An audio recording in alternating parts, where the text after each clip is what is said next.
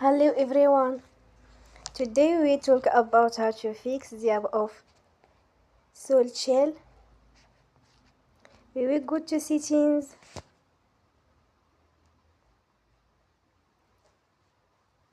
then we click on apps. After that we will search the app SoulChill and we click.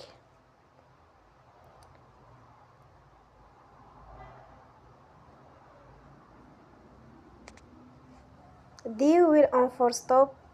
After that we will go to storage.